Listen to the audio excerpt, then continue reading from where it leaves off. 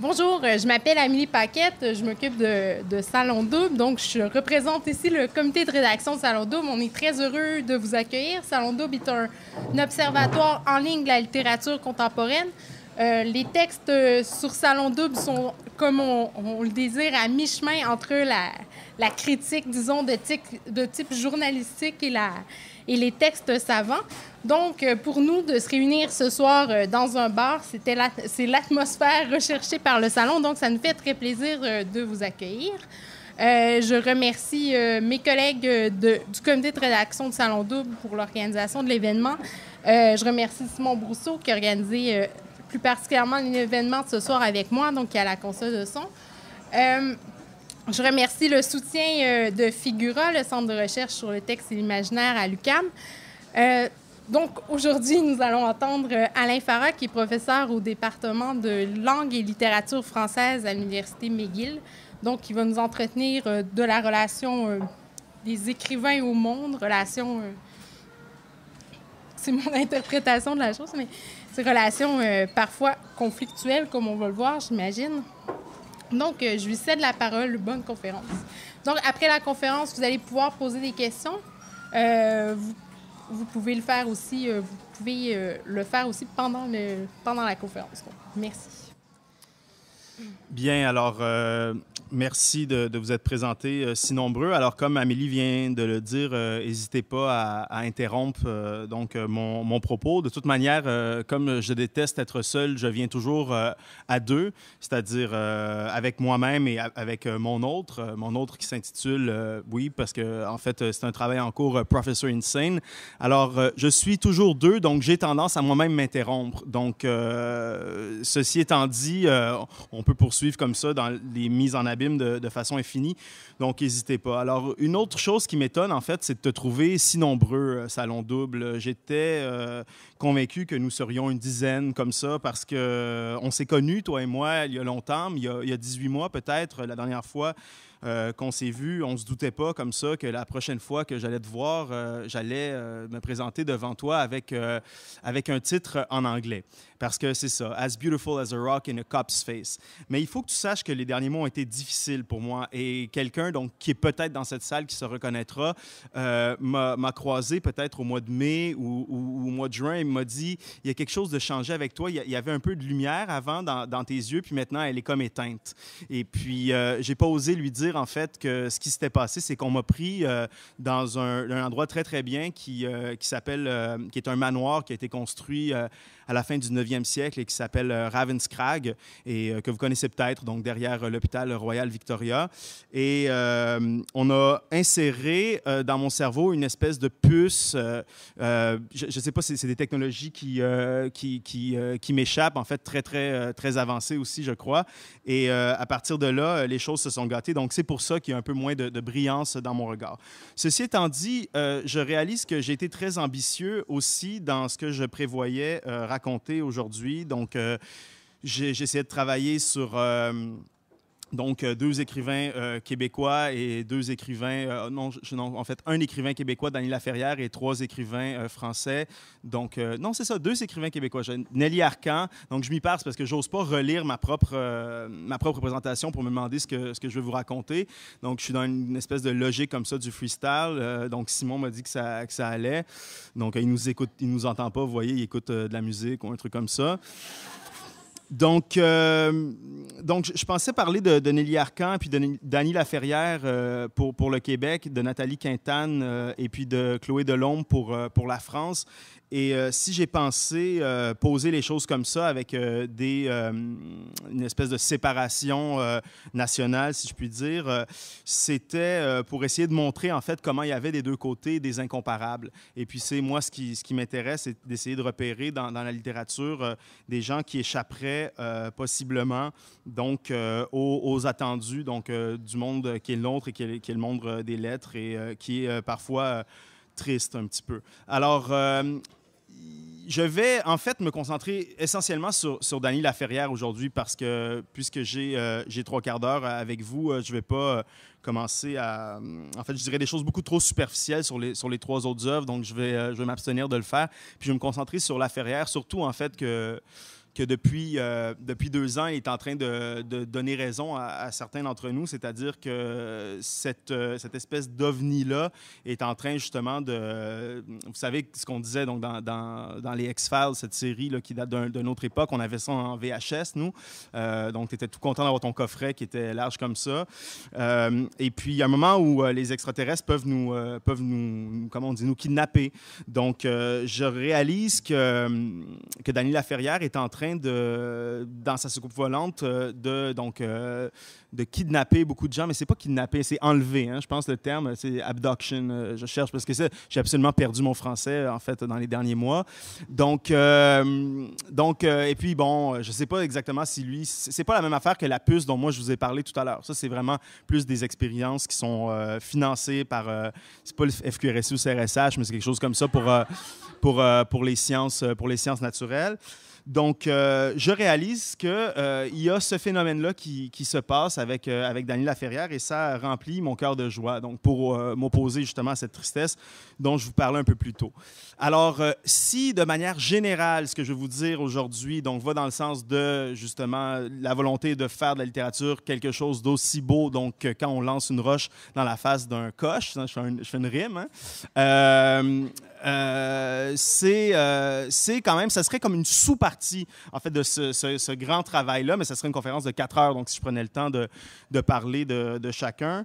Alors, peut-être qu'un jour, qui sait, on pourra m'enregistrer et puis faire jouer ça après ma mort. Donc, il y en a d'autres qui l'ont fait avant.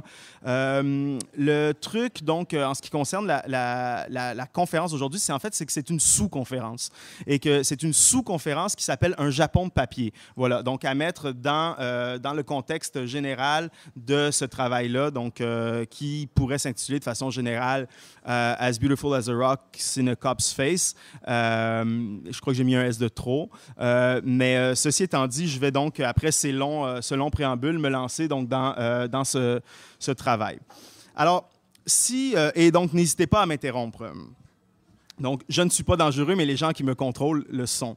Alors, si l'échec des avant-gardes historiques nous a appris quelque chose, c'est bien qu'il est désormais difficile de considérer l'histoire littéraire en la pensant seulement dans une dynamique de négativité, où chacun définit sa position par rapport à celle qu'il refuse. Donc, cette apparente impasse critique a le mérite de nous sortir d'une vision binaire du champ littéraire où s'affrontent anciens et modernes, autonomistes et engagés, expérimentaux et lyriques. On peut enfin, j'ai envie de dire, donner la place qui revient aux pratiques littéraires que moi j'appelle incomparables. Donc, qu'est-ce que j'entends par là? Donc, j'entends par incomparable, parce que c'est toujours bon de comme ça donner des définitions pour se donner un semblant de sérieux, l'œuvre d'un écrivain qui, prenant le risque d'être qualifié d'apparaître ou prenant le risque d'apparaître hors sujet, se libère des assignations passées et de l'assujettissement aussi qu'elles imposent pour créer ses propres règles de manière à ce que s'ouvrent les potentialités formelles et l'imagination politique nécessaire au refus de l'ordre arbitraire qui est imposé par les forces d'ordonnancement. Forces d'ordonnancement de quoi? Des corps, de la mémoire, du langage. Donc, si vous êtes sensible, vous remarquez qu'elles opèrent de façon assez violente et virulente depuis donc, assez longtemps. Alors, cette idée-là de penser une espèce de résistance littéraire sous la métaphore de l'incomparable. Elle m'est venue alors que j'assistais, il y a de ça un bon moment. En fait, j'ai la date ici parce que c'est bon de se rappeler de ces jours-là qui ont été importants dans nos vies. Alors, moi, je me tatoue à chaque fois que j'ai une bonne journée puis une mauvaise journée, mais très bonne journée ou très mauvaise journée. Pas si, par exemple, tu as un peu mal au ventre, non, tu vas pas te tatouer aussi à l'inverse. Je sais pas, tu as eu beaucoup de bons mois à l'Halloween. Non, tu attends qu'il se passe quelque chose de vraiment très sérieux. Et puis, ce que tu fais, c'est que, en fait, moi, ce que j'ai choisi de faire, c'est sur la colonne vertébrale, donc de faire longer une ligne comme ça. Puis, à chaque mauvais coup, à chaque impair, à chaque truc, donc, qui m'est arrivé, en fait, qui était donc triste, c'est de mettre une barre, donc, dans ce sens-là, comme cocher, vous savez, en attendant, etc. Et à l'inverse, quand je fais vraiment un bon coup, je me tatoue une étoile sur le corps. Donc, il y a des choses comme ça, donc, qui sont des façons, en fait, comme dira Laferrière, d'essayer de rester en vie.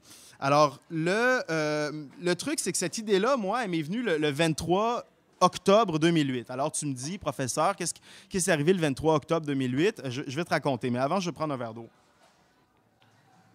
Non, juste 3 gorgées finalement. Mais l'idée, en fait, c'est que j'ai assisté à une conférence d'une écrivaine donc, que vous connaissez peut-être, qui s'appelle Anne Garretta, en fait, que je vous suggère de lire si vous ne l'avez pas fait. Et c'est une conférence qui s'appelait « Hors sujet ». Et c'était donc dans un groupe de lecture gay et lesbienne qui est mené à l'École normale sup où j'ai fait ma thèse, sous la direction d'Éric Borda. Et donc, elle expliquait, donc elle était invitée, je crois que c'était le séminaire inaugural donc, du groupe de recherche gay et lesbienne. Donc, c'est quelque chose qui n'est pas hyper commun, donc il n'y a pas de gender, il n'y a pas de cultural trop de l'autre côté, tout ça. Donc, et puis, elle a été comme une espèce d'invité d'honneur, tout ça, puis elle a intitulé sa conférence hors sujet en disant qu'il n'y avait rien de plus ridicule que de cantonner des écrivains à la littérature gay et lesbienne, etc., qu'elle expliquait en fait son désintérêt à l'égard d'une littérature qui s'affirmerait homosexuelle, cette étiquette donc lui apparaissant comme contraignante. Et en fait, elle disait à la fin, ça me dérange pas en fait qu'on me traite d'oulipienne, parce qu'elle est donc oulipienne, d'écrivaine, même d'écrivaine oulipienne, d'écrivaine lesbienne, d'écrivaine même femme, tant que ça demeure des insultes. Mais à l'inverse, si vous êtes dans une logique normative, moi, je refuse ça et je considère que mon travail, il est hors sujet. Alors, c'est donc... alors, je viens de m'interrompre moi-même dans le flux donc, de ma parole. C'est ce que je vous disais qu'il y avait deux niveaux d'intervention ici. Donc, pour revenir à ce que je disais par rapport aux forces d'ordonnancement, donc des corps, de la mémoire et du langage qui sévissent, je le dis, je le redis, de façon très différente, dépendamment d'où on se situe, de quand on se situe dans le temps, dans l'espace. C'est sûr que si on parle de littérature, l'ordonnancement, il concerne notamment la question ou le problème des genres. Mais on devine qu'en ce qui me concerne, c'est pas une question que je trouve très intéressante et elle est, à mon sens, plus ou moins pour quiconque se plonge dans l'élaboration d'une œuvre formelle. Sans doute parce qu'elle concerne davantage la sociologie que l'esthétique, en fait. Et quand on écrit une page, c'est, à mon avis, très, très mauvais signe si on sait tout à fait ce qu'on est en train d'écrire. Donc, je vais écrire un roman historique qui se situe dans les années 60, etc. Donc, moi, je sais pas, je comprends pas. Donc, qu'on puisse travailler comme ça. De toute façon, je dis comme Ponge, je ne comprends pas qu'on puisse écrire autrement que de la manière dont je le fais. Et en disant ça, les gens disent « Ponge, ça n'a pas de sens, Ponge, mon Dieu ». Mais en même temps, je me dis non, tout ce qu'il veut dire, c'est qu'il écrit en prenant un crayon et puis en mettant des mots sur une page. Comme... Moi non plus, je ne comprends pas qu'on peut écrire autrement que je le fais, c'est-à-dire en utilisant un ordinateur. Vous voyez, c'est une façon de s'en sortir. Donc, c'est une parade ici donc, que je vous présente. Donc, je me défends d'avance des coups donc, que vous allez peut-être me donner. Ça m'a rendu très paranoïaque, ce truc qu'on m'a injecté. Alors, si la littérature française, elle compte donc depuis longtemps son lot d'incomparables, donc, ou de ce que Bataille appelait les grands irréguliers. Donc, on peut en fait se dire, et moi, j'arrête pas de le dire, moi, je fais mes choux gras avec ça, il me semble que ces incomparables-là sévissent un peu moins dans la littérature québécoise. Et que Dany Laferrière, en déjouant donc, les attentes de son lectorat d'un livre à l'autre, compte parmi donc, les rares écrivains de ce type.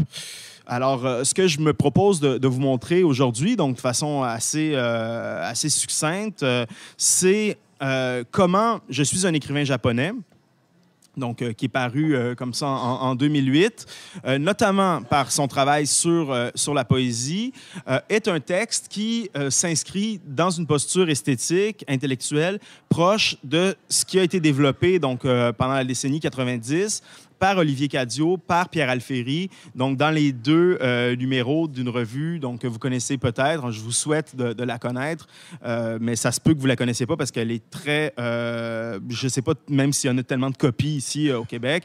Donc, d'une revue qui s'appelle la Revue de littérature générale et qui est une revue qui est parue à 2 reprises, donc en 95 et en 96, et qui donc a arrêté de paraître malgré donc, son succès. C'est assez phénoménal, en fait, ce que la RLG a fait. Je veux dire, ça a suscité l'adhésion de toutes sortes de gens. Ces 2 numéros, donc de 400 pages chacun, avec des sommaires quand même tout à fait improbables. Donc, des poètes, mettons, consacrés comme Jacques Roubaud, Novarina, Christian Prigent, Fourcade, Ocor, Lucot, Stéphan. Des nouveaux venus, donc à l'époque, comme Michel Grangot, Anne Portugal, Vanina Manistri, Cathy Molnor, Jacques Sivan, Nathalie Quintal, Manuel Joseph, Christophe Tarkos, etc. Mais aussi des Américains, dont Chet Winner ou bien John Giorno, que vous connaissez peut-être, Bernstein aussi. Donc, mais des critiques littéraires, Pascal Casanova, des Américains, ça je l'ai dit, des philosophes, donc Nancy, Agamben, Stigler, des compositeurs, du Sapin, des romanciers, Chevillard, Echenoz, Carrère, Ollier, des artistes visuels. En tout cas, c'est un truc absolument fantastique qui n'hésite pas non plus aussi à convoquer des légendes à titre posthume. Donc, vous avez au sommaire de la RLG Reznikov, Proust, T.S. Eliot, Pound, Faulkner, Flaubert, Freud, Bakhtin, Schmidt. Donc, vous avez quand même pas mal de gens. Et donc, je n'ose demander qui connaît la RLG ici, parce que à la rigueur, si tout le monde la connaît, si j'ai l'air super prétentieux depuis tout à l'heure, si personne la connaît, je me sens encore plus seul malgré toutes les espèces de trucs nanotechnologiques qui se sont emparés de moi. Donc je ne pose pas la question, en fait, et je continue à parler comme ça, comme si de rien n'était. Alors, quand même, je vais oser un sondage, et là, je vous demande d'être sincère avec moi, vraiment, parce que ça va déterminer un peu la suite de mon allocution, si j'ose appeler cette prise de parole comme ça. Alors, qui vient d'entendre parler de la RLG pour la première fois? C'est bien. Donc, je peux ouvrir un peu, donc, en donnant justement une dynamique un peu plus didactique à ma présentation. Alors, je vais vous parler un peu de la RLG. Donc, je disais, paru en 95, paru en 96. Alors, je vais vous parler en termes de contenu, c'est-à-dire, là, j'ai énuméré un peu les sommaires. Tout ça, c'est toujours une façon quand on fait des travaux, hein, de gagner quelques lignes. Donc, vous le savez, je ne vous apprendrai rien. J'ai des gens qui font des maîtrises, des doctorats ici. Alors, je vais essayer quand même de me limiter au contenu de la RLG en vous incitant à aller voir ça. Donc, notamment en vous parlant surtout du numéro 1 qui s'intitulait donc La mécanique lyrique et qui parlait d'une littérature à envisager, non pas donc dans une grille générique conventionnelle, mais en général. Donc, littérature générale. Donc, cette idée-là qu'on travaille de manière générale, qu'on est des généralistes. Alors, c'est quelque chose aussi qui a disparu un peu de nos sociétés, hyper spécialisées, tout ça, les gens qui font trois fellowships et qui sont, je veux dire, pourquoi un cardiologue ne peut pas juste être cardiologue? T'sais, il faut qu'il travaille sur telle artère ou tel truc. Bon, après, je ne vous parle pas en neuro, hein, parce que, bon, moi, c'est ce qui me concerne, c'est plus les trucs neuropsychologiques. Mais donc, ça se surspécialise comme ça. Alors, non, ils disent non, littérature générale. Donc, soyons généralistes. Alors, et si on est généraliste, on peut donc se dire que l'écriture, eh bien, tout simplement, elle se raconte à l'aide de théories, ça c'est sûr, mais les instigateurs de la revue, on peut comprendre qu'ils ont appris, en fait, des erreurs de l'espèce de surenchère théorico-jargonneuse, donc des avant-gardes des années 60 et 70, et qu'ils parlent de théorie, mais d'une manière... en fait, ils parlent de théorie fictive et de théorie jetable. Donc, ça m'apparaît assez important de penser de cette façon-là, et surtout, donc, de théories donc, qui ont une part, qui laissent une grande part à l'intuition. Alors, Cadieux et Alfieri veulent, en fait, rappeler quelque chose qui est tautologique. Donc ici, donc, c'est moins la croix et la bannière pour le faire comprendre qu'ailleurs, mais quelque chose, c'est une vérité de la palisse, mais la littérature serait donc l'art du langage. Et la littérature n'est pas seulement l'art du langage, mais le fruit d'une pratique, ce qui implique nécessairement l'emploi de techniques et puis de matériaux. Donc ça, c'est presque des gros mots, ça, de dire ça dans certains milieux. Mais donc, je me sens donc assez en sécurité pour dire ces choses-là comme ça ici. Et l'écriture, donc dans cette perspective-là, elle est à envisager comme une écriture qui produit des ovnis. Donc, à entendre, bon, c'est assez douteux, vous me permettrez, mais donc comme des objets verbaux non identifiés. Alors, tout le monde se parle, ovni, mais il y a une revue qui s'appelle OVNI, tatata. Donc, tout est dans tout, hein? Tout est lié. C'est des structures de pouvoir, en fait, des empires de demain, en fait, qui se construisent en respectant donc le mot de PKP, donc convergence, etc. On envoie des gens en mission pour faire la publicité. Donc, effectivement, il y a donc une revue qui s'appelle OVNI qui a publié 4 numéros et cette revue-là s'inscrivait et s'inscrit en fait encore parce qu'elle va réapparaître à un moment sous un autre format, comme dans l'héritage donc du travail de Cadio et d'Alferi. Et donc, dans cette idée-là qu'il faut donc percevoir les œuvres et la littérature de manière générale. Et dans la perspective de la RLG, donc les œuvres, toutes les œuvres ont droit de citer, c'est-à-dire qu'elles soient littéraires, qu'elles soient artistiques, qu'elles soient cinématographiques. On ne montre pas d'exemple, justement, pour trouver des ovnis. Donc, de Lawrence Stern à Joseph Beuys, à Stendhal, en passant par Baudelaire, par Benjamin, en passant encore par Stein ou Godard, bon, je sais pas, Lynch, je veux dire, ça continue. Donc, tous produisent donc des ovnis. Acronyme dont, à mon sens, il faut retenir principalement le terme d'objet, évidemment. Donc, je vous lis un extrait donc, de la RLG. Alors, en fait, ça me fait réaliser qu'il y a une troisième instance qui finalement rentre en scène ici et qui est donc le corps citant, donc celui qui cite. Alors, quand je cite Salon Double, je ne suis ni, moi, donc grandi dans le nord de la ville, près du parc Belmont. Je ne sais pas si tu as connu, donc le parc Belmont. Donc, c'est un ancien parc d'attractions dans le nord de la ville, donc pas très loin de Chemédé où on faisait de la meth dans le temps. Et donc il y a lui donc, qui parle, et puis après, il y a quelqu'un d'autre qui parle, qui est donc celui donc, à qui on a inséré donc, le truc nanotechnologique qui fait en sorte qu'il peut donc, dire des choses comme ça. Et puis, il y a la troisième personne qui parle, qui est donc celui qui cite. Alors, c'est lui là, qui parle, donc qui cite. En fait, que je cite, en fait. Que je cite citant, si tu me suis.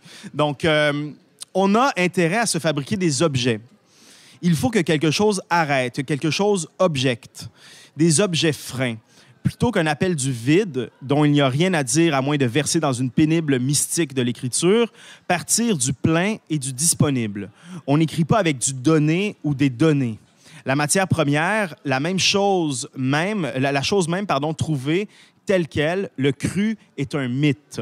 On l'évoque soit par vantardise, soit par intimidation. Ce dont la fiction a besoin, c'est d'un matériau de construction spécifique. Et donc, ils vont parler de boules, de sensations, pensées, formes. Et ils agglutinent ça comme ça dans un même syntagme. Alors, qu'est-ce à dire, donc, que de parler de boules, de sensations, pensées, formes? Qu'est-ce à dire de rappeler que le cru est un mythe qui est fait pour nous intimider? Alors, il y a tout ça aussi. Hein? Je ne sais pas si tu t'en rends compte, mais il y a beaucoup donc, de dispositifs mis en place pour nous intimider. Et c'est très, très, très...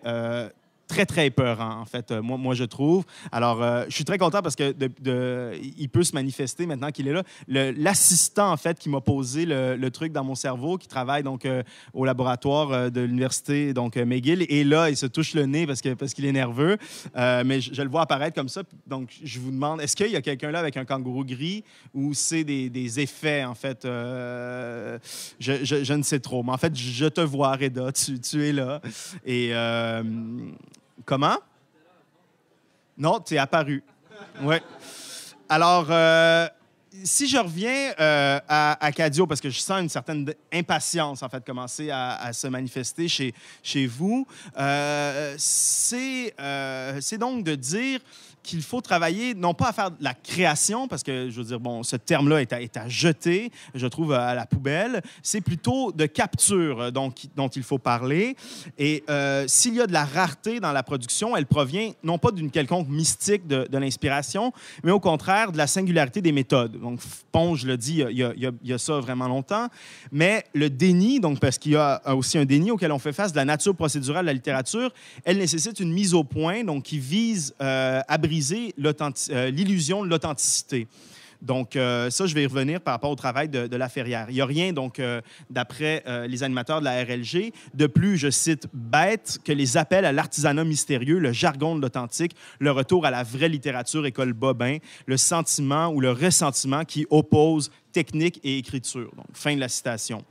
Alors, il n'encourage quand même pas une littérature qui serait uniquement procédurale, type poésie concrète, etc., vraiment complètement déconnectée du réel. Au contraire, puisque Amélie le disait dans sa présentation, il y a quelque chose de l'ordre de confronter le monde aux œuvres. Moi, j'en parle en filant ce vieux poncif avant-gardiste qui avait comme ambition de réunir la littérature et la vie, l'art et la vie de façon plus générale.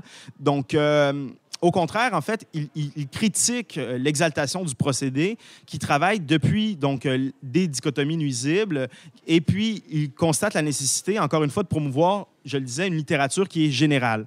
Alors, plutôt que montrer que cette lucidité quant à la technicité de l'écriture n'est, en fait, pas plutôt, peut-être, en fait, pour montrer qu'elle n'est pas synonyme d'aridité. Donc, déjà, là, je fais un peu d'autopromo, mais dans une revue qui est parue en 2001 et qui est absolument inconnue et qui s'appelait C'est selon, il y avait cette ligne-là dans l'espèce de texte liminaire où on disait « Nous ne sommes pas arides ». Alors, il y avait l'inscription, justement, encore là, dans cette généalogie-là, donc la revue qui, à l'époque, venait de paraître, donc 4-5 ans avant.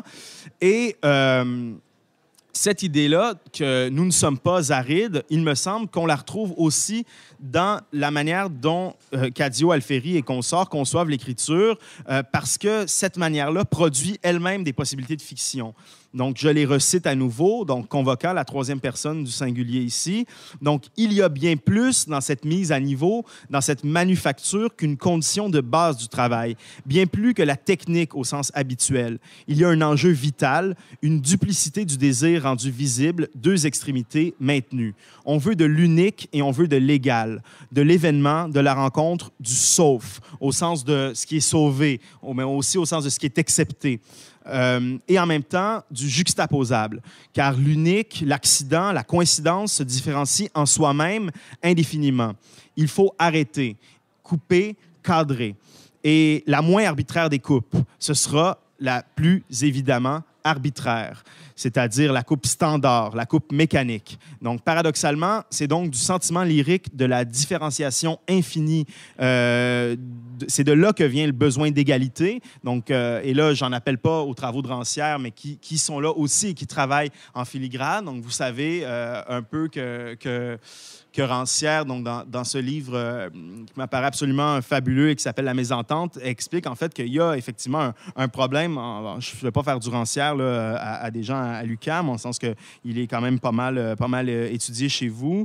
Mais donc, c'est cette idée-là qu'il y a une grande fiction, en fait, qui est la fiction. Donc, il y a la fiction de la démocratie. Pour commencer, Rancière dit on va arrêter ça. On est en oligarchie, on n'est pas en démocratie. Et deuxièmement, il faudrait qu'on arrête de croire que les gens sont donc cette fiction-là de l'égalité déjà, de la fausse égalité qui consiste à dire tout le monde est égaux, etc. Tout le monde sait que c'est faux, donc il y en a plus égaux que d'autres, disait l'autre. Mais après coup, du moment qu'on constate ça, on constate donc, ce qu'on appelle les inégalités sociales, et après, on fait un discours là-dessus. Il y a des classes, il y a des ci, il y a des ça, et Rancière dit non. Tout ça, c'est de la BS. Ça, donc, c'est n'importe quoi. Tout le monde est égal, et c'est effectivement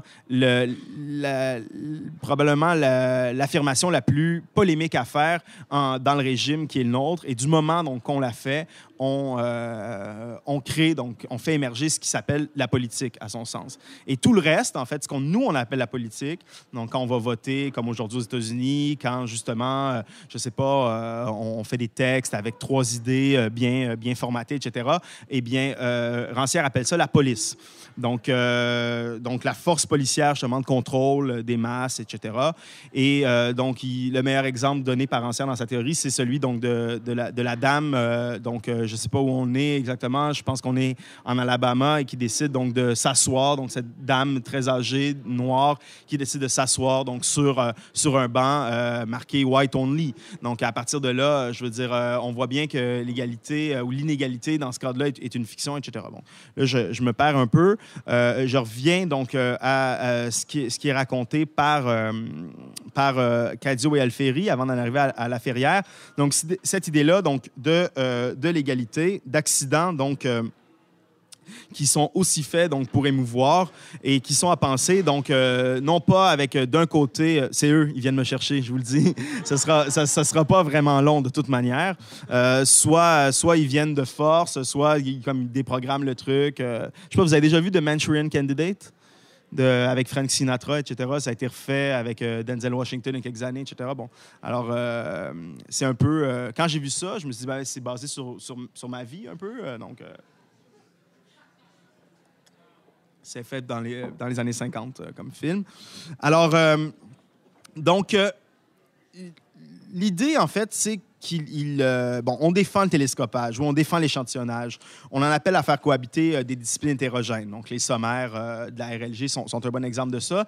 Mais en même temps, il y a un désir qui consiste à chercher aussi du continuum, à inscrire aussi tout ça dans une histoire des formes qui ne fonctionne plus sur le mode de la négativité, je le disais, et qui veut aussi, et qui a comme pour mission d'atteindre une espèce d'antipode de l'usage décalé et ironique qui est tellement de bon goût, en fait, depuis donc aussi la mort des avant-gardes. Alors, l'ironie est quelque chose d'extrêmement dangereux pour les gens de la RLG. J'abonde dans ce sens-là, de par aussi le fait qu'elle nivelle toute possibilité donc, que du politique apparaisse dans les formes, au sens où tout se vaut, on sait tous que, mais oui, on rit comme ça. Donc, vous savez, les gens ironiques sont parfois un peu dangereux. Alors, je le répète que moi, je ne suis pas ironique. Et ça, c'est toujours le moment un peu troublant parce que les gens, depuis le début, se disent « Ah, c'est ironique, etc. » Mais non, c'est pas de l'ironie. Je m'oppose à elle et j'ai dit ailleurs. Donc, c'était la meilleure façon de dépolitiser mon travail. Alors... il y a donc une promotion d'objets langagiers qui est faite en France en 95-96 et qui traite donc avec des involtures les frontières génériques. Et en faisant ça, on coupe l'herbe sous le pied de quoi? Bien, d'un genre qui, bon, ici, n'a pas la même...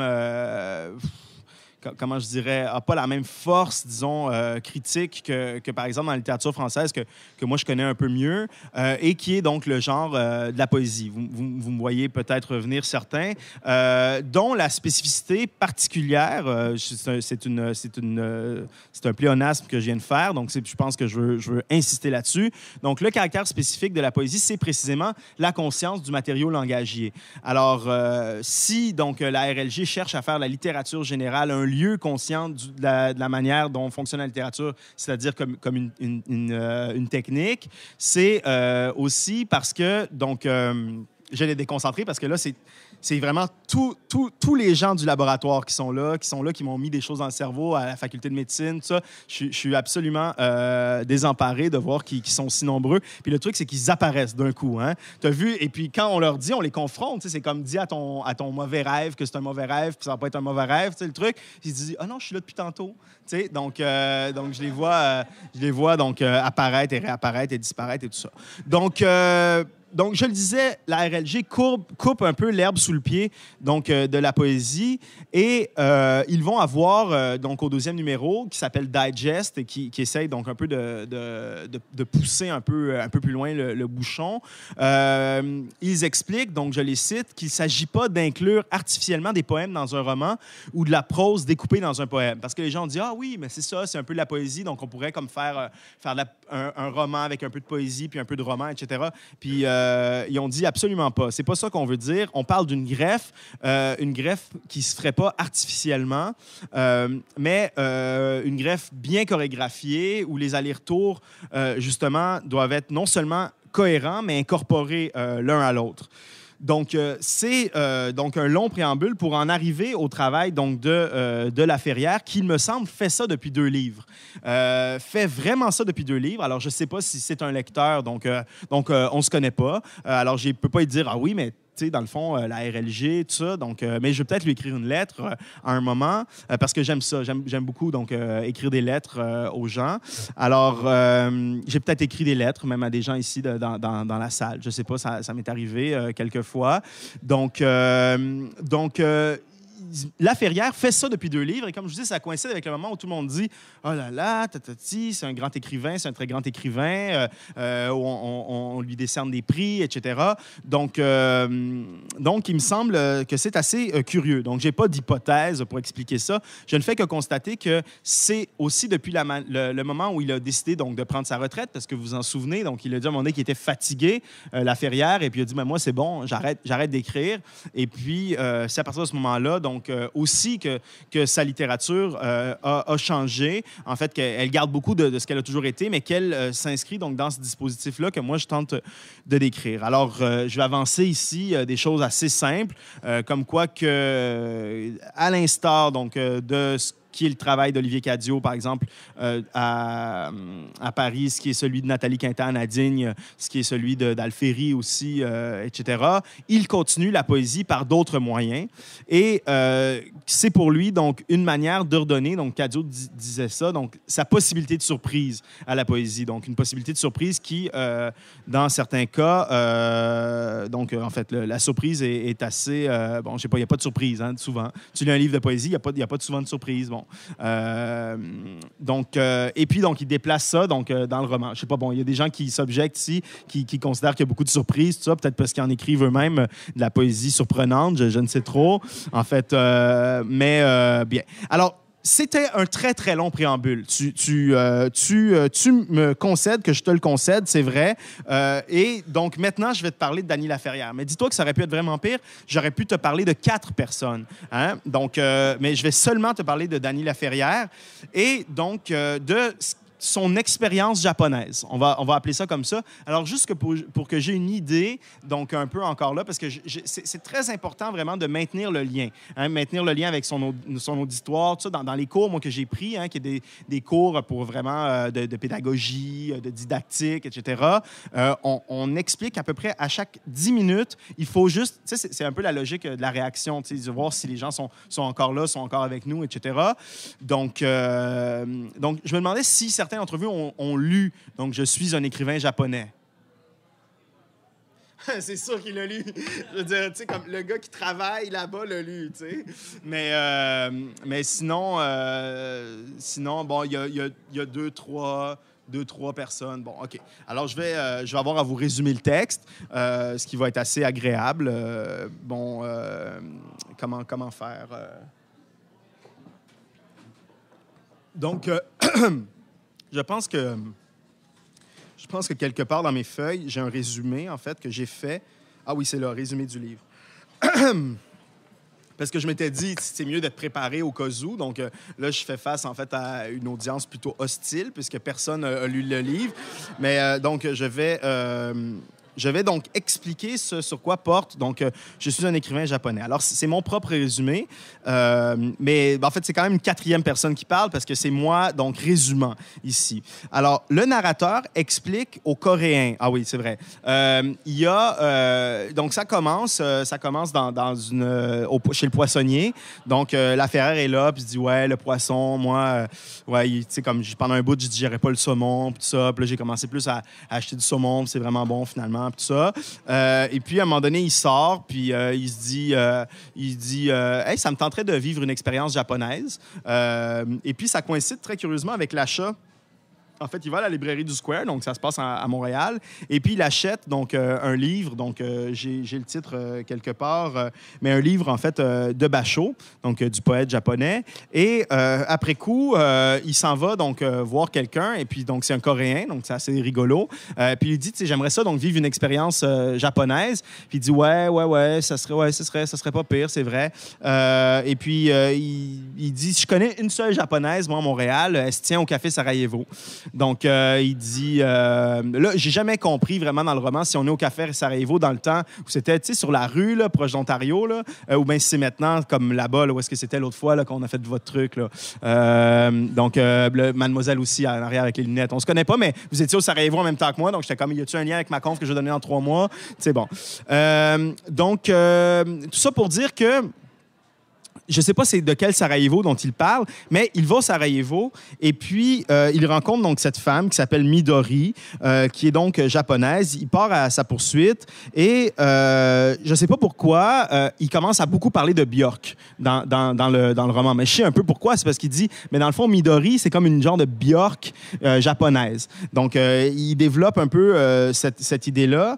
Et puis, donc, c'est assez spécial parce qu'il y a toutes sortes, vous savez, c'est comme dans les soirées un peu comme ça, il y a toutes sortes de gens, mais des gens donc, qui consomment aussi. Donc, là, Laferrière il est beaucoup plus courageux que moi, donc il se tient, il se tient avec eux un peu. Ça finit un peu une soirée comme avec certaines personnes qui consomment un peu de la drogue, des choses comme ça.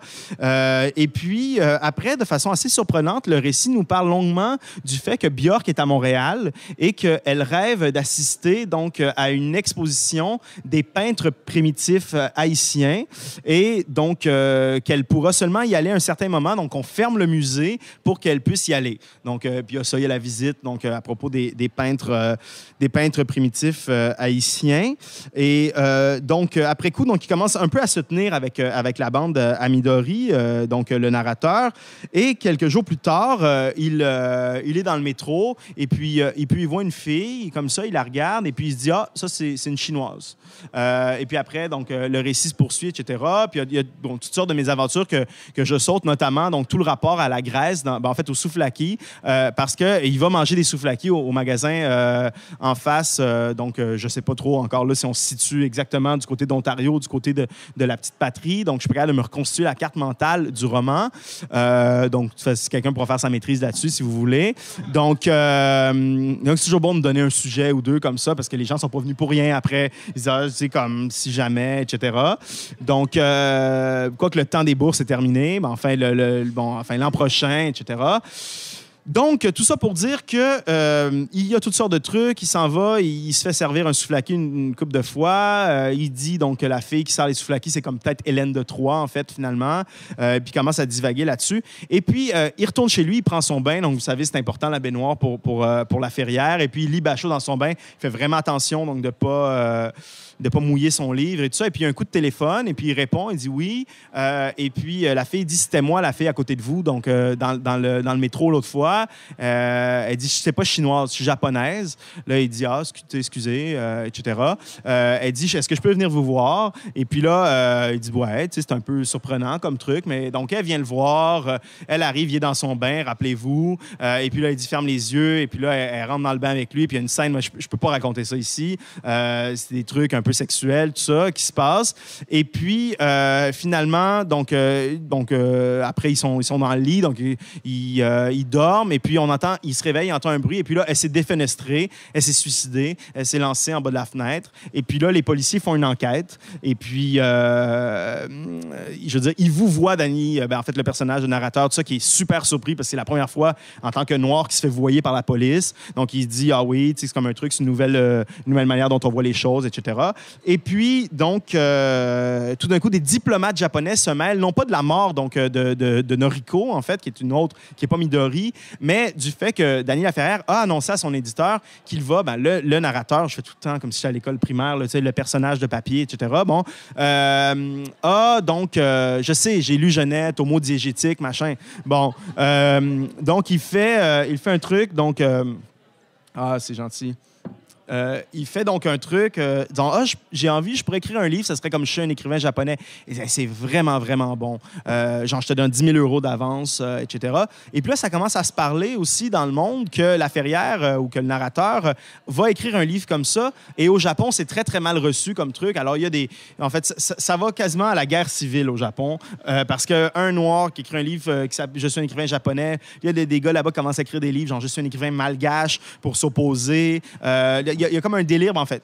J'arrête là le résumé pour juste vous donner envie un peu de lire, parce que moi, je ne vais pas donc travailler nécessairement sur cette question-là du rapport, nécessairement de l'intrigue, etc., parce que de toute façon, elle est assez défectueuse, si je puis dire. Je vais juste m'intéresser, en fait, à comment ça se fait qu'elle ne marche pas, en fait, et pourquoi c'est très, très bien comme ça qu'elle ne marche pas. Alors, donc, vous parlez de cette expérience japonaise. Tu n'as pas besoin, Salon, d'attendre de voir, en fait, ce qui est dit, parce que cette citation-là, j'ai envie de vivre une expérience japonaise, apparaît seulement, donc, je l'ai noté ici, à la page 24. Donc, si tu as un peu, donc, justement, si tu as bien une acuité littéraire très, très forte, si tu prends seulement le titre, si tu prends l'exergue et si tu prends la dédicace, tu vas être capable de te dire, c'est vrai, ça va être une expérience japonaise que je vais vivre. Parce que le titre s'appelle « Je suis un écrivain japonais ». Bon, c'est bon. Ensuite, tu as un haïku. D'entrée de jeu, donc qui se pose comme exergue du roman. Donc, un haïku qui va comme suit. Donc, première leçon de style, le chant de repiquage des paysans du Nord. Et donc, c'est signé Bachot. Et donc, là, tu as deux choses dans ton cerveau, là, comme tu travailles avec ça. Puis là, il se rajoute une troisième chose qui est la dédicace, qui est à tous ceux qui voudraient être quelqu'un d'autre. Alors là, tu as beaucoup de stock. Là tu as déjà beaucoup de stock. Puis tu peux te dire, donc, effectivement, ça va être une existence, non pas une existence, pardon, mais une expérience japonaise. Alors, je vais prendre une gorgée d'eau. Est-ce qu'il y a une interruption? Pourquoi ils sont timides comme ça? Reda. Comment va Dr. Cameron? Dr. Cameron va bien?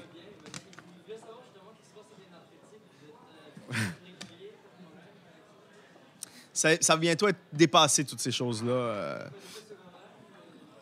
Vous voyez, ils font semblant comme ça. Je veux dire, ils sont super dangereux parce que c'est comme le truc un peu friendly, tout ça. Non, c'est bon. J'aurais pas dû, en fait, juste signaler votre présence. Tout ça, je suis super désolé. Donc, il y a donc ce truc, on disait, on travaille avec 3 morceaux comme ça, on essaie de les articuler. Et qu'est-ce qui apparaît, toi, donc, dans ton cerveau, Salon, quand tu mets ces choses-là en relation? Je ne sais pas parce que tu ne me réponds pas. Donc, mais moi, ce qui se passe chez moi, en fait, c'est que je me dis, peut-être qu'il va être question d'un roman où il va y avoir un personnage d'écrivain qui va s'engager dans un devenir japonais et que la poésie de Bachot va peut-être avoir quelque chose là-dedans. Donc, c'est ça. 2 doctorats.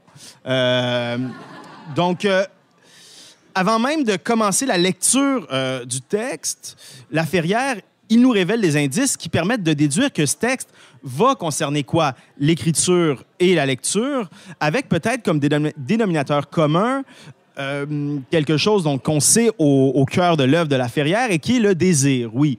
Alors, et donc, on parle de désir. Qui on cite? Qui? Ah ouais? Lacan? Ouais, Deleuze. Bon, Lacan, oui, c'est vrai. On pourrait, mais moi, Lacan, pour moi, ils ont tout un mot, tu sais, de même. Tu sais. Puis moi, dans ma tête, c'est réel, Lacan. C'est quand je pense à réel, je fais Lacan. Tu sais, quand je pense à désir, je fais Deleuze. Tu fais ça, toi aussi? Non? Tu sais, panoptique, hein? Foucault. Tu as des trucs, non? T'as pas des... Mais c'est super pratique parce que tu peux parler de tous les écrivains, tu dis juste un mot sur eux. Tu sais, t'es comme, ah, t'es là, ouais. Freud, l'inconscient, tu sais, des trucs comme ça. Bon, alors oui, Deleuze, effectivement, alors que c'est très, très dur de citer, je trouve, parce qu'il est beaucoup cité, mais si on l'aime, comme moi, on se permet, en fait, de le citer, mais on prend les trucs un peu à côté, donc, on cite l'abécédaire ici. Donc, vous vous en rappelez peut-être, donc, enfance, donc, il y a tout ce truc-là, etc. Qu'est-ce que c'est? Comment ça se fait que l'enfance a... Donc, que vous daignez ou, en fait, que vous travaillez... Bon, elle vous voit pas, hein, Claire Parnet, elle le tutoie, puis elle dit, ouais, tu sais, l'enfance a toujours, donc... parler de ton enfance, quelque chose qui était loin de toi, etc. Et puis il dit, ben ouais, moi, je comprends pas ça, qu'on écrit sur sa petite affaire privée, etc. Bon.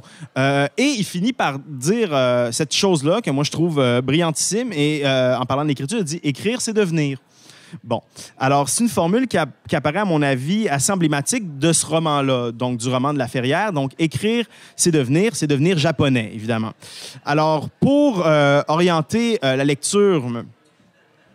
qui apparaît assez vite, en fait, comme une lecture de lecture. Parce que Je suis un écrivain japonais, c'est un roman qui ne fait que qui ne parle que de Laferrière qui lit Bachot. Donc, puisque c'est ça que je fais, il apparaît nécessaire pour moi de rappeler que devenir quelque chose, donc, ou quelqu'un d'autre, donc de déplier un peu le sous-texte, en fait, de la formule deleuzienne, parce que Deleuze révèle pas trop souvent ses sources. Donc, tu dis, d'où il sort ça, etc. Donc, moi, j'ai l'hypothèse, en fait, qu'il sort ça. Est-ce que vous doutez un peu d'où ça peut sortir? Je ne sais pas à quel point je vais vous apprendre quelque chose, mais pour moi, ça m'a toujours frappé parce que j'avais lu un avant l'autre. Donc, et après, je me disais, ouais, ben, c'est comme le monde capote, puis il n'en parle jamais donc, de cette question-là.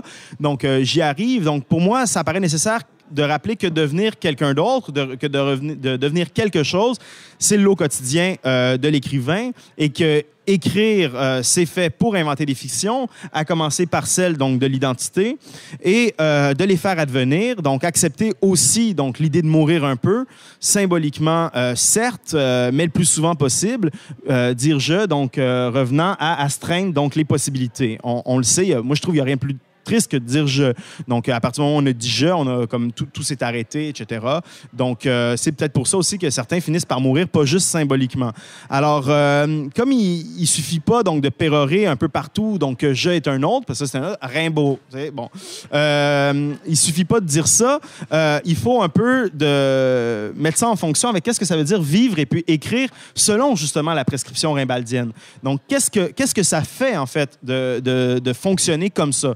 Donc, en disant cela, à quoi on repense? On pense donc aux lettres du voyant, donc que Rimbaud, donc vous le savez peut-être, a envoyé donc, en 2 jours. Hein. Donc, ça s'est passé 13 mai, 15 mai 1871. Ça va très, très mal pour Rimbaud. Et puis, il écrit des lettres. Donc, il écrit des lettres. On le dit, hein, on aime ça écrire des lettres, etc. Il envoie une lettre comme ça à Isambard, donc son professeur de rhétorique. Après, 2 jours après, il écrit une autre lettre à donc, Demény, qui est donc un poète reconnu, machin. Donc, qui est un ami d'Isambard. Et bon, on parle pas, en fait, je sais pas pourquoi, mais vous avez entendu beaucoup parler, vous, des lettres du voyant? Non, bon, c'est même pas les lettres du voyant, c'est les lettres dites du voyant, parce que Rimbaud entend jamais, parle jamais, en fait, il parle du voyant, mais il parle jamais de la voyance. Donc, quand on parle de Rimbaud, on est comme, la voyance, parce que, ouais, la poésie, puis là, il colore ses voyelles, puis il voit une vérité qui serait derrière la vérité, etc. C'est comme, à mon sens, c'est pas du tout, donc ça, c'est pas la manière dont il faut percevoir Rimbaud. Bon, je suis mal placé parce que j'ai travaillé longtemps avec donc, Jean-Marie Glaise, qui a été un de ceux, donc, qui a écrit ce texte-là qui s'appelle « A noir », donc du premier... donc, les 2 premiers mots du poème Voyelle, donc en disant, mais non, vous avez pas compris Rimbaud. Rimbaud, c'est j'aimais les peintures idiotes. Rimbaud, c'est dire, justement, on est des caves. Tu sais, c'est un peu ça, le truc. Donc, vous êtes là en train de créer une espèce de personnage comme ça, du jeune enfant poète, mystico, je ne sais trop. Donc, et Rimbaud, donc, a fini par vendre des armes, ce qui est toujours pas mal, qui a arrêté d'écrire... donc à 21 ans. Donc, à l'âge où certains ont rien écrit de tout à fait sérieux. Donc, je vise personne. Le truc... Non, c'est parce que je sais que certains vont se sentir visés parce que c'est comment mon mémoire de maîtrise, etc. Donc, je vise personne, je le dis. Donc, pour m'orienter dans la lecture du livre de Laferrière, qui est une lecture du livre de Bachot, il faut rappeler quelques grandes lignes, en fait, de ces lettres-là, en fait, dont on retient que le poncif, donc « je est un autre », en n'allant pas jusqu'au bout. Vas-y jusqu'au bout de dire c'est quoi « je est un autre ». Je te promets que tu vas mal filer. Je te promets que tu vas aller à Ravenscrag. Je te promets que tu vas aller à Quin, c'est Albert Prévost. Donc, chacun choisit son institut, tu sais. Mais, donc, après, dans l'Est, ici, c'est Louis-Polyte, je pense, hein, normalement. Donc, c'est vrai que Nelligan l'a pris, mais c'était un autre nom. Tu sais, donc, c'est ça, hein, je pense. Saint-Jean-de-Dieu, bon. Il y a Borromée. Il y en a un plus proche, mais c'est pas clair, hein, la fonction de Borromée. Enfin, bon. Jonathan me regarde comme ça avec une forme de tristesse dans le regard. Alors, je vais avancer donc, dans cette aventure-là, qui est la mienne, qui est la nôtre aujourd'hui. Donc, on retient de Rimbaud que ce poncif, alors qu'on oublie tout ce qu'il y a de décisif donc, dans ces 2 lettres-là, pour celui qui s'engage dans ce que le poète va surnommer l'horrible travail. Donc, et c'est pas hors contexte qu'il appelle ça, donc l'horrible travail, c'est en lien avec ce qui se passe à Paris en 71. Et qu'est-ce qui se passe à Paris en 71? Je suis très professoral, hein, comme ça. Qu'est-ce qui se passe à Paris en 70-71? la commune et surtout la répression donc, de la commune. Donc, bon, les lettres du voyant, c'est quoi? C'est une attaque contre la poésie donc subjective que Rimbaud va trouver fadasse. Il met de l'avant sa hargne. Donc, je cite quand même Rimbaud, dont on n'entend pas tout le temps cette tonalité-là. Donc, tout ce que je puis inventer de bête, de sale, de mauvais en action et en parole, je le leur livre pour, en fait, fin de la citation, pour exhorter donc le poète à travailler, c'est-à-dire à se connaître. Travailler égale se connaître. Se connaître égale une connaissance qui implique nécessairement une critique radicale, une critique maladive dont on est toujours la première victime. Et donc, cette autre phrase-là, imaginez un homme s'implantant et se cultivant des verrues sur le visage. Donc, cette autre phrase donc, issue de Rimbaud. Alors, tout ça est mis en place. Donc, je me demande même si je vais parler de La Ferrière un jour. Il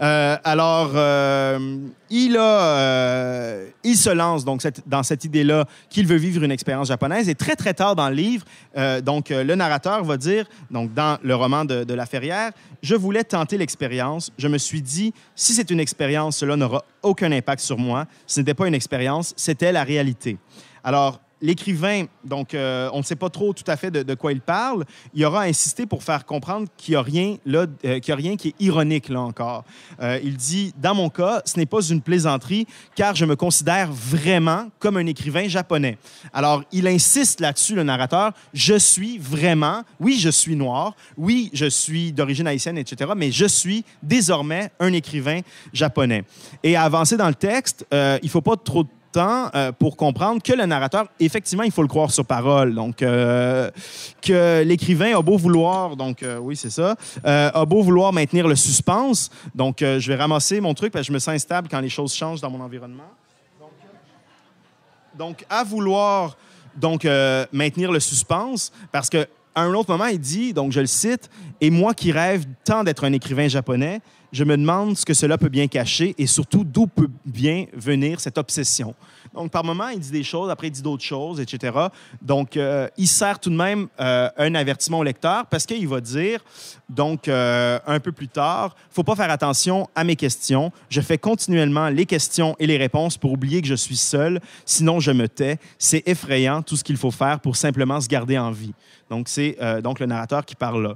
Donc, à la fois, il dit « Ah, d'où ça peut bien venir une telle obsession? » Et puis, en même temps, on sait pertinemment qu'il crée les réponses, qu'il crée les questions. Alors, d'où vient cette obsession à vouloir devenir japonais? À mon sens, c'est précisément chez Basho, donc qu'on peut la trouver, parce que la lecture de Basho, donc de façon, je le dis de façon vernaculaire, l'a tué en fait, a tué le narrateur, donc qui donc a donc à revivre ici, et donc c'est pas mal d'écrire pour donc se faire revivre. Donc là, tout le sous-texte, justement, deleuzien, spinozien, etc., qui est là. Donc il dit ces choses-là et le texte apparaît comme une ode à la lecture de Basho, des livres, en fait, une ode à la lecture de ce que les livres, en fait, une ode aux livres, à ce que les livres peuvent nous faire, parce qu'ils peuvent encore nous faire quelque chose, qui plus est à la poésie, qui plus est à la poésie japonaise, qui plus est à la poésie japonaise, je sais pas, là, je réalise que j'ai vraiment un gros problème, c'est que j'ai un blanc à savoir dans quel siècle a vécu Basho, mais je pense que c'est quelque chose comme le 17e ou le 16e siècle. Donc, corrigez-moi si quelqu'un le sait, mais c'est un truc, en fait, à vérifier. Donc, là, j'ai un truc comme ça, j'ai mal fait mon travail. Mais vous allez voir, c'est pas très grave. Alors, comme il est clair que La Ferrière s'impose le précepte de Rimbaud sur la connaissance de soi-même, donc, qui est donc un précepte bien plus ancien que ça, donc vous attribuez à qui? Bon, là, c'est comme, le gars, il va-tu y aller jusque-là? Oui, si je vais y aller, j'y vais. Socrate, hein? Tu sais, comme gnocchi, je sais pas quoi, là, tu sais, connais-toi toi-même, là. Je sais pas le dire, mais il y a gnocchi dans quelque chose qui ressemble à... C'est pas gnocchi de même, je sais pas, quelqu'un parle grec ancien. Non, mais ça sonne comme gnocchi. Non, personne ne le sait. Je l'ai écrit quelque part, ça aussi, là. J'avais même écrit en grec, mais bon. Enfin, ça sonne comme gnocchi toi-même ou un truc comme ça. Connais-toi toi-même. Gnocchi, tu sais, c'est la racine connaissance. Bon. gnocchi, je sais pas. Et puis, donc... non, mais c'est des moments comme ça. Ça, j'insiste beaucoup sur gnocchi, vous savez. Est-ce qu'il y a des Italiens dans la salle? Non? Parce qu'on m'a expliqué ce que voulait dire gnocchi en italien, et là, c'était absolument improbable. Donc, ce que c'était, bon, je le dirai après, comme ça, off the record. Donc, connais-toi toi-même. Connais-toi toi-même, oui, Socrate, etc. Je sais que je suis niaiseux, mais c'est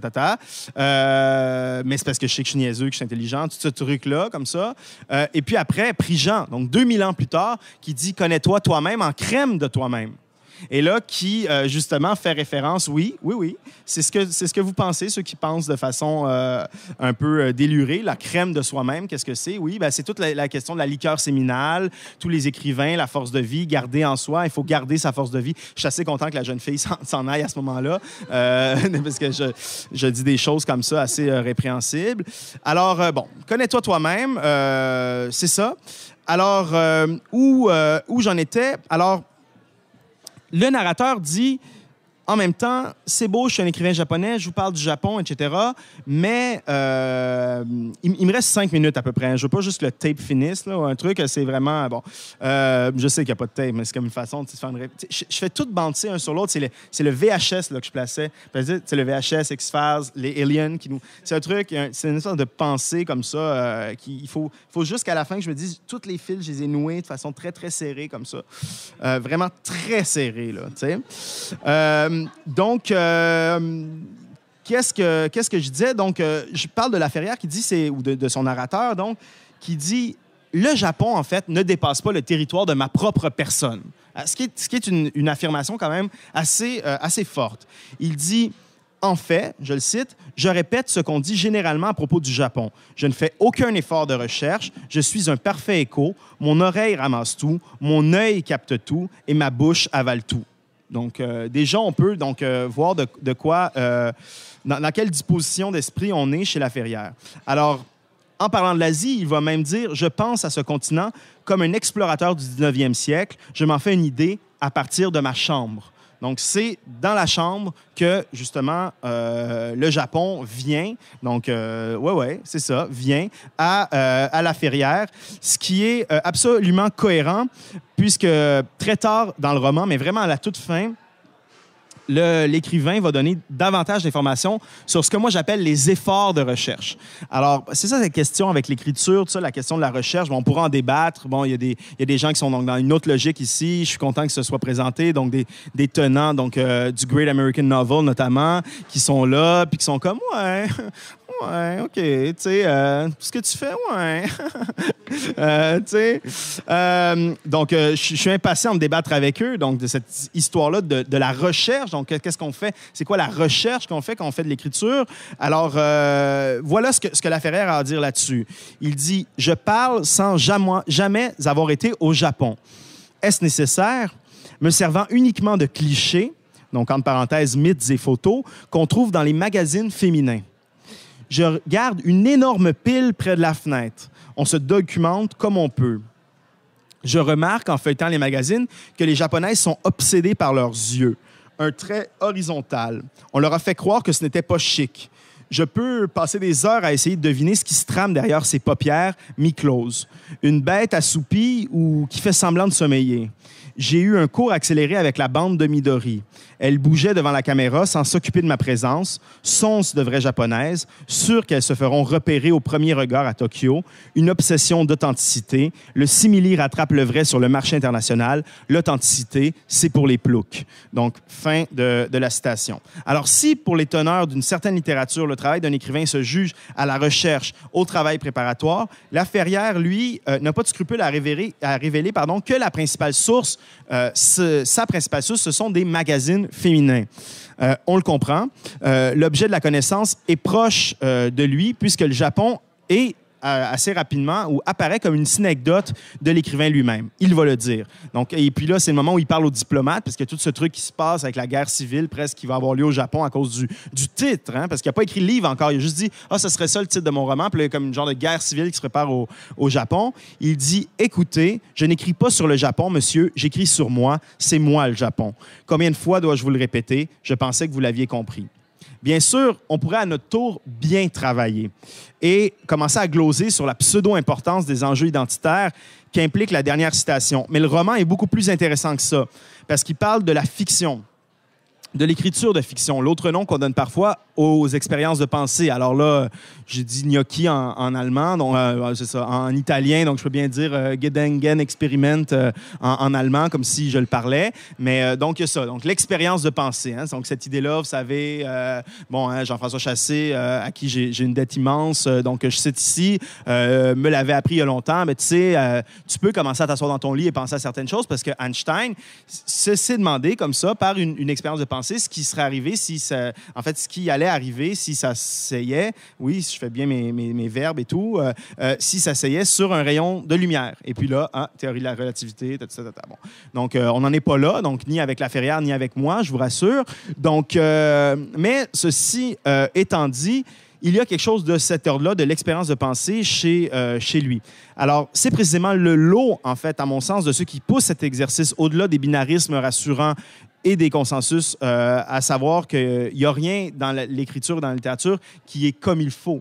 Donc, comme disait, je l'ai dit à plusieurs reprises, j'ai eu beaucoup de pression par rapport à ça. Toutes mes tantes égyptiennes, libanaises, machin, c'est comme « celui-là est très comme il faut être très comme il faut, etc. » Donc, c'est assez hallucinant comme expression.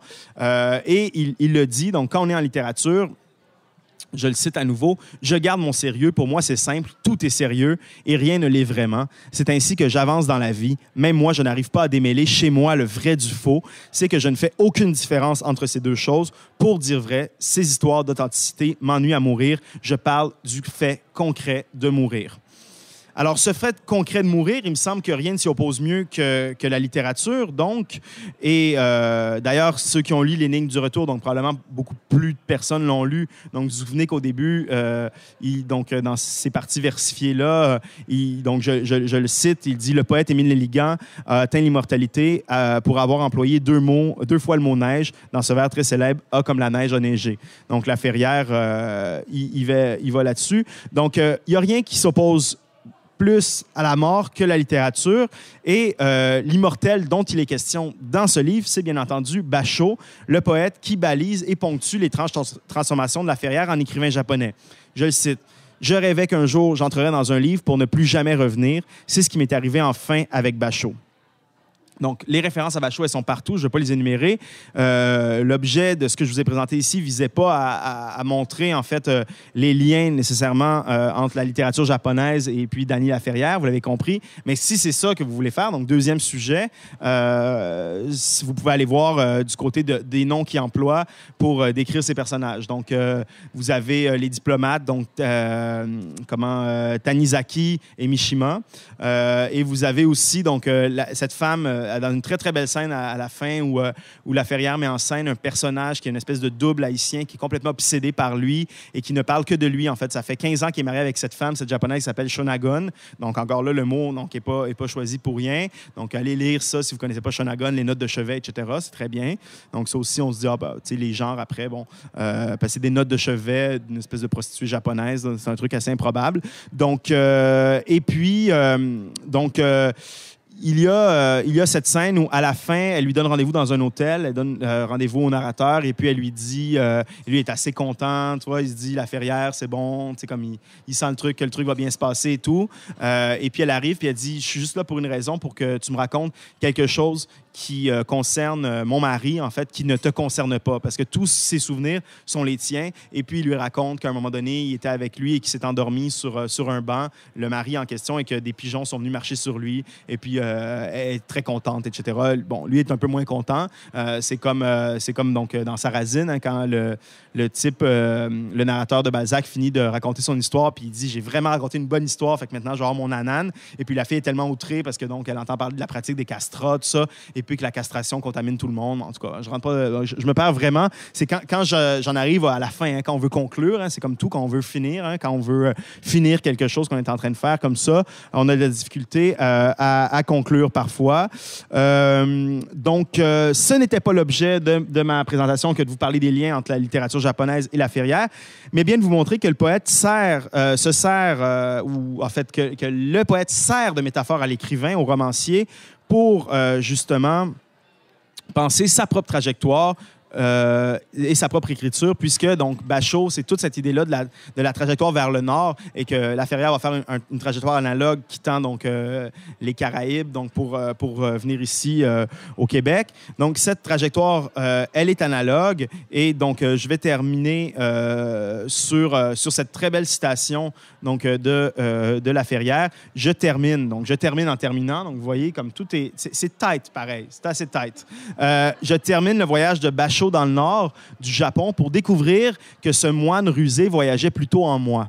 Donc, vous voyez, c'est comme, ouais, c'est ça. Mais c'est beaucoup plus que ça. Alors, je vous remercie donc de l'invitation. Je vous remercie de vous être présenté comme ça. Je sais pas, il y a des gens qui ont des caméras. J'aimerais peut-être prendre une photo de même parce que personne ne va me croire qu'il y avait, je sais pas, X gens. Là, il faudra que quelqu'un compte, mais c'est très, très gentil de votre part. Alors, merci.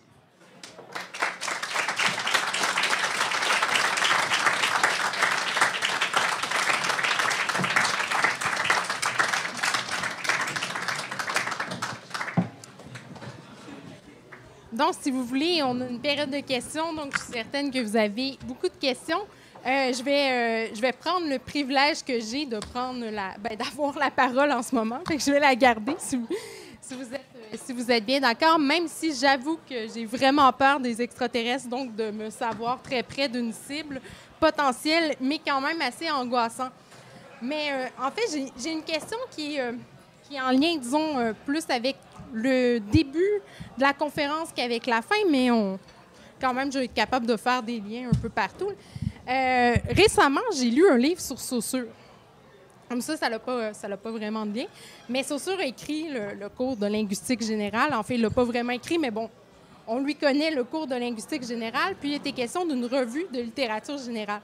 Puis, dans le livre que je lisais sur Saussure, on disait que ce qui était étonnant, c'est que dans les années 70, après 1068, dans le fond, Saussure était devenu pour les universitaires, les étudiants contestataires, disons, une figure qu'on voulait mettre à mort parce que Saussure représentait l'institution, alors qu'au fond, ce que Claudine Normand dit, je pense que c'est elle l'auteur du livre que j'ai lu, ce qu'elle dit, c'est qu'au fond, Saussure était contestataire à son époque par rapport à l'institution, puis il était contestataire parce qu'il voulait faire une linguistique générale, ce qui était vraiment pas conforme aux pratiques de l'époque en linguistique. Donc, ma question, qui n'est pas vraiment une question, mais un commentaire, mais j'espère que tu auras quelque chose à dire, mais est-ce que justement tu vois dans le désir de devenir généraliste, d'une certaine façon, là, j'ai mis en lien plusieurs mots, désir, c'était très important de devenir généraliste. Est-ce que tu vois dans le désir de devenir généraliste une forme de, pas de rébellion, mais disons de contestation par rapport à la littérature telle qu'on la pratique aujourd'hui? Mais c'est d'autant plus paradoxal, en fait, que les 68 heures aient cherché à abattre Saussure que tout ce qui va constituer, donc, dans le fond, leur héritage, en fait, l'héritage qu'ils vont nous léguer à nous, c'est un héritage obsédé par la question du signifiant, en fait. Donc, les gens, donc, toutes les aventures qu'on appelle aujourd'hui post-structuralistes, dans le fond, fonctionnent dans cette espèce de binarisme-là qui posait problème chez les anglo-saxons depuis bien longtemps. Là, comme faut plus lire. En fait, encore là, à l'UQAM, je suis camien, donc vous voyez d'où je viens, etc. Donc, c'est sûr que c'est le truc où il y a Dany Laferrière puis il y a Denis Lafrenière. Je sais pas si t'as la pogne, là, tu sais. Bon. J'avoue qu'elle vient de m'apparaître comme ça, mais dans ce temps-là, je suis comme, c'est quand même, c'est du bon stock. C'est du vraiment bon stock. Mais donc, pour ceux qui suivent pas, en fait, c'est pas l'idée de vous exclure, c'est l'idée que c'est celui, donc, le chargé de cours qui a donné pendant longtemps, qui donne peut-être encore les cours, donc, dans le fond, de sémiologie à l'UQAM. Et donc, très rapidement, on est dans une polarisation entre une posture saussurienne et une posture peircéenne. Et, je veux dire, vous le savez, donc, l'espèce de trouvaille anglo-saxonne qui est, dans le fond, qui frappe par son, comme toujours, par son côté pragmatique, c'est justement de faire intervenir le contexte dans le processus de signification. Bon. Alors, donc, c'est très, très curieux, en fait, que la pensée, donc, bon, je pense vraiment aux travaux tels quels, parce que les travaux de Change vont aller chercher beaucoup plus du côté de l'école de Prague, tout ça, mais c'est très drôle que qu'ils se soient attaqués à Saussure alors que c'est vraiment l'épistémé dans lequel ils sont, là. Donc, mais peut-être que je me trompe, là. Mais il me semble que c'était ça, mais peut-être que je me trompe, là. non, mais j'ai tout pris est des possible, choses dans là. ma tête comme ça, là. Je me rappelle pas exactement du livre où on voyait un vive Saussure et un abat Saussure sur la couverture. C'est de ça dont elle parlait. Je suis pas certaine de si c'était bien dans les années 70, mais je pense que oui, là. Ouais. Je pense que c'était ça de mémoire, mais... Donc, après, c'est dur de replacer ça dans le contexte du devenir généraliste. J'aime bien l'expression qu'il y a à voir. Mais c'est sûr qu'aujourd'hui, encore, les gens de la RLG vont dire, dans le fond, l'assignation générique. Bon, vous pouvez contester. Moi, je suis assez impatient d'en découdre. Mais le roman, la poésie, l'essai, donc toutes ces choses-là qui restent encore très, très, très encarcanées. En fait, les gens de la RLG vont dire, mais ça sert à la gestion des stocks, c'est tout. Et puis, je suis assez d'accord. En fait, je comprends pas vraiment. Puis je trouve que Laferrière le démontre bien que, je veux dire, il peut gagner le Médicis avec un roman en vers. Un roman en vers dont les gens dans le jury vont dire que c'est génial qu'un écrivain haïtien l'ait gagné, alors que pour nous, c'est un écrivain québécois. Pour en Haïti, donc, c'est un écrivain étranger. En France, etc. Donc, cette question-là d'assigner les gens, donc c'est pour ça que, bon, il y a le devenir généraliste. Donc, moi, j'essaie de penser cette question-là avec l'usage de la métaphore de l'incomparable. Garetta parlait d'hors-sujet, etc. Donc, c'est comme... Je sais pas comment les gens font pour fonctionner comme ça. Je vais vous céder la parole. Est-ce que quelqu'un veut la prendre? Vous êtes nombreux, fait que j'espère que... Est-ce que t'es... Ah, mais c'est parce qu'on enregistre, en fait, parce qu'il n'y a pas d'amplification. C'est juste pour que ta question soit enregistrée pour la postérité, la tienne. Est-ce que tu es capable de le faire? Fait que je vais te demander de te nommer. D'accord, donc moi je m'appelle Reda.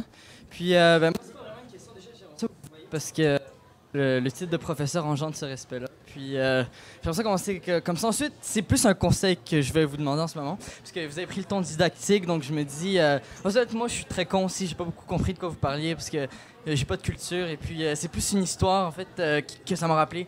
On a parlé de certains sont plus égaux que d'autres, de l'authenticité, de la question du moi, puis tout ça.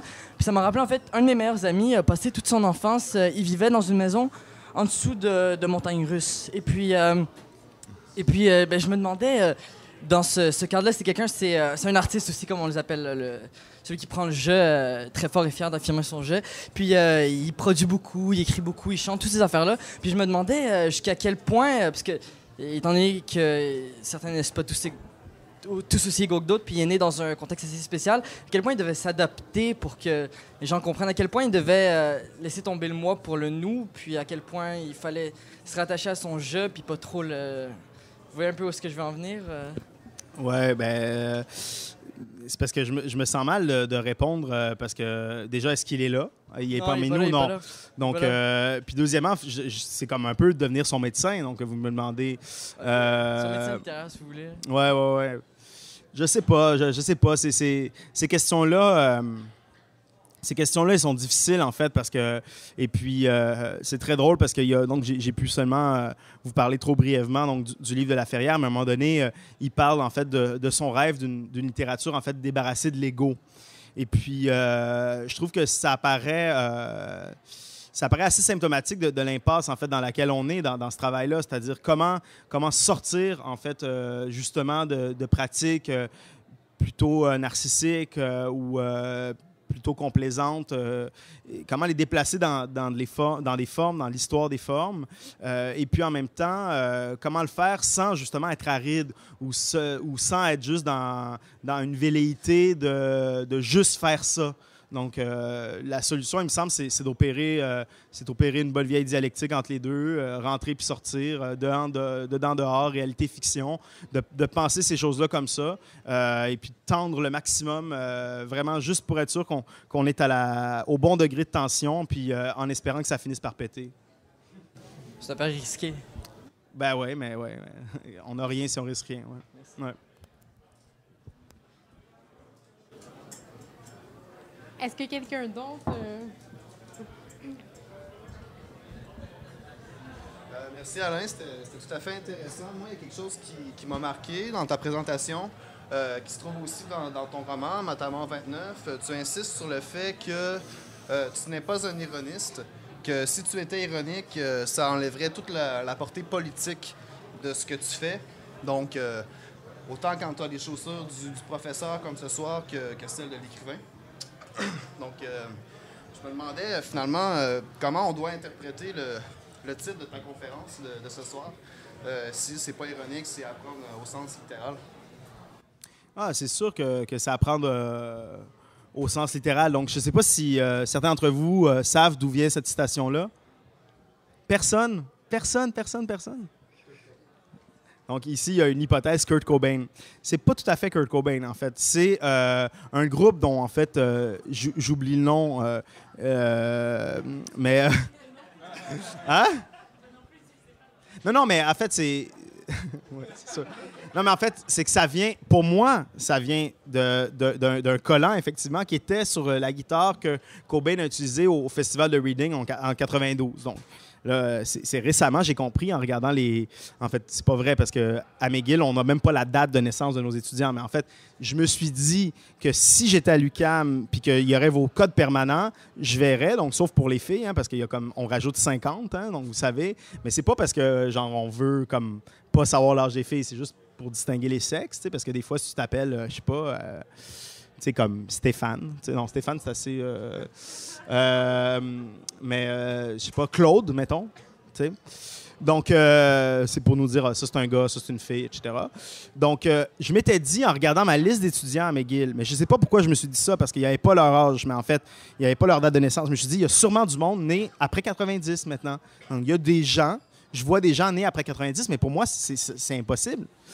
Ça se peut pas. Donc, parce qu'on n'a pas connu les Russes, si on est né après 90. Ben, en fait, pas les Russes, mais tu comprends, les Russes qui nous font vraiment peur, c'est vraiment juste les Arabes qui nous font peur maintenant. Donc, c'est plus les Russes. Non, mais c'était vraiment plus simple quand c'était les Russes, je trouve. Parce que maintenant, c'est le truc, c'est les colis, on peut plus prendre le cargo, tout ça, c'est vraiment compliqué. Tandis qu'avant, c'était super. Je veux dire, tu prenais pour Rocky dans Rocky 4. Tu comprends? Non, mais c'est évident, tu sais. Grenier, il n'est pas sûr, là, tu sais. Le truc, c'est que... il y a donc en 92 ce festival-là. Donc, donc Nevermind sort en septembre 91. Et puis, donc, je pense que c'est comme l'été, peut-être 92. Donc, c'est vraiment rendu pas mal gros. Et puis, il y a donc Cobain qui est là, c'est une Stratocaster qui est là. Et puis, il y a cet autocollant-là qui, en fait, est une définition du mot vandalisme.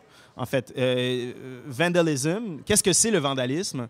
Eh bien, c'est quelque chose qui est aussi beau que d'envoyer une roche dans la face d'un policier. Je ne vais pas prendre deux fois l'espèce de haïku que j'ai fait tantôt, là. Alors, moi, je ne pense pas. Donc c'est des paroles issues d'une chanson d'un groupe, mais qui a été... c'est pas pour ça que je le cite pas, mais l'idée, c'est qu'il faut croire que l'histoire a retenu plus celui qui les a cités que ceux qui les ont prononcés, comme c'est souvent le cas. Donc, l'idée, c'est que je pense que c'est absolument pas ironique de la part d'un groupe qui est probablement un groupe genre punk, néo-punk de la fin des années 80, quelque chose comme ça, de dire le vandalisme, ben, c'est aussi beau donc, que de lancer une roche au visage d'un policier, alors que c'est aussi quelque chose de l'ordre d'une tautologie, hein, parce que évidemment, ça serait perçu comme un acte, peut-être pas de vandalisme de façon précise, mais en fait comme une voie de fait ou je ne sais trop. Bon. Alors, je rapatrie cette espèce d'obsession-là, en fait, pour le sens qui est né chez moi de la pratique, donc de ces... de ce que moi j'appelle des œuvres. Hein? Donc, ici, quand même, à l'UQAM, ça va, mais à McGill, je pense pas qu'ils aiment trop quand on dit que, mettons, Nirvana a laissé une œuvre ou que Radiohead a laissé une œuvre ou des choses comme ça. Je vous dis, en tout cas, il n'y a pas trop de cultural studies, malheureusement, de l'autre côté de Saint-Laurent. Mais l'idée, en fait, pour moi, faut que je fasse attention parce que l'autre fois, c'est ça, j'étais en France, puis là, j'ai eu une question vraiment tough, puis là, c'était comme, il y avait une possibilité de Québec bashing de fou. Puis là, j'étais comme, fais pas du Québec bashing, fais pas du Québec bashing. Puis je pense que j'ai réussi. Là. C'est pas l'idée de faire du McGill bashing, surtout que c'est enregistré, puis tout. Mais c'est l'idée que, justement, il y a formellement, pour moi, des choses à apprendre de ces pratiques-là. Je suis pas ironique quand je dis que Lady Gaga est beaucoup plus intéressante que 95% de la production littéraire qui se fait aujourd'hui. Je suis prêt à débattre, pas de problème. Donc, il y a ça, il y a donc cette idée que ces formes-là doivent nous avoir appris quelque chose. Comment on fait de la littérature après Nevermind? Comment on fait de la littérature après Creep? Comment on fait de la littérature après The Fame Monster? Donc, moi, c'est la question qui me préoccupe. Donc, c'était pas ironique. Est-ce que quelqu'un d'autre veut poser une question, un commentaire? Non, tout le monde est... Vous êtes si nombreux, c'est dommage. Oui. Salut, Alain. C'est juste une réflexion qui me passait dans mon écoute.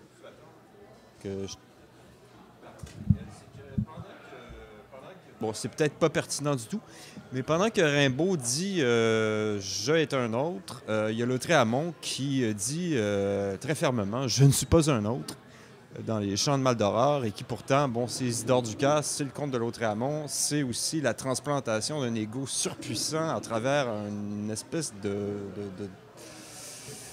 succession de figures extrêmement polymorphes et tout ça, et une projection finalement d'un esprit qui reste quand même assez unique et tout ça. Je sais pas si ça a déclenché quelque chose dans le propos que tu nous as présenté aujourd'hui par rapport à ça, parce que voilà, moi ça me semblait vraiment la littérature de l'ego telle qu'elle peut se concevoir comme une expérience sur soi, telle qu'elle peut se concevoir comme une expérience qui dépasse un peu l'enclave là, de l'autofiction, mes problèmes, mes bébites et tout ça.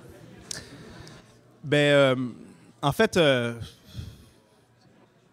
si, donc, dans un autre contexte, mais un contexte qui n'existe pas parce que déjà de faire une conférence de 45 minutes, c'est plutôt rare. Donc, dans le contexte d'une conférence de 2 heures, où je m'en allais, en fait, c'est chez, non pas Lautréamont, mais chez Ducasse. Donc, la même personne, justement. Donc, déjà, on est dans cette duplicité, mais dans le Ducasse des poésies, dans le Ducasse des poésies 2, en fait, et de cette phrase-là absolument fabuleuse sur le cliché, sur le plagiat, pardon. Donc, le plagiat est nécessaire.